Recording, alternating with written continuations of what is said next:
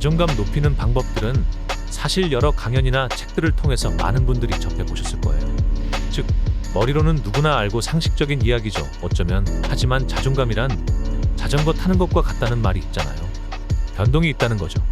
오르막처럼 힘들 때도 있고 내리막처럼 편할 때도 있으며 휘청거릴 때도 있고 때로는 넘어질 때도 있고, 단 그때 그냥 넘어져 있는 것이 아니라 다시 일어나는 것이 중요하듯 자존감 높이는 방법을 알고 아무리 책을 읽더라도 그 이론적인 머릿속의 지식들을 단 하나라도 자신의 삶에 실천해 보는 것이 중요하다고 생각해요.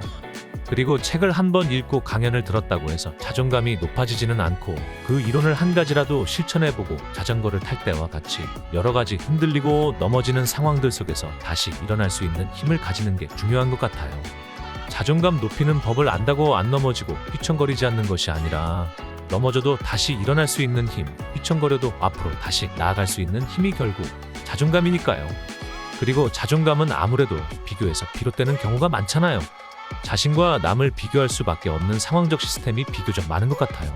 사실 TV 속 드라마나 영화의 멋지고 예쁜 배우를 통해, 각종 SNS들을 통해 말이죠. 사실 그것이 실상은 아니잖아요. 사실 단체 사진 한 장을 찍을 때도 그 2에서 3초 정도 되는 짧은 순간을 잘 담기 위해 그때 자신의 기분이 좋든 나쁘든 간에 웃듯이 TV나 SNS도 마찬가지잖아요. 단 한 장의 게시물을 올릴 때도 그 단 한 장을 위해 수십 장의 사진을 찍고 필터를 씌우며 보정도 하고, 그중 어느 사진이 좋은지 고민을 하며 항상 행복하고 즐겁고 잘 나온 잘 살고 있는 사진만을 올리는 경우가 많잖아요.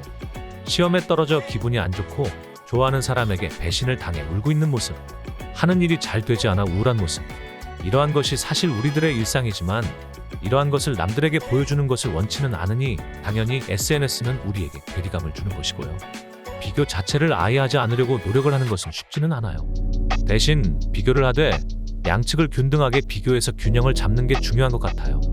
예를 들면 내가 시험 성적을 70점이라면 80점, 90점만 보고 우울해하고 낙심하는 것이 아니라, 나보다 점수가 낮은 30점, 40점도 있으니 난 그래도 행복한 거야.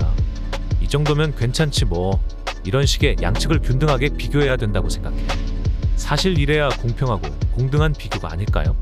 물론 나보다 못한 사람들을 보고 잘난 체 하는 느낌이 아니라, 나보다 더 못한 사람들도 계신데 난 이 정도면 행복한 거지, 감사해야 하는 일이지, 이런 느낌이 중요한 것 같아요. 위쪽이나 아래쪽만 비교하는 것은 한쪽으로 치우친 것이니까요. 이왕 비교할 거면 위와 아래를 비교해야 모두 균등한 적절한 비교이니까요.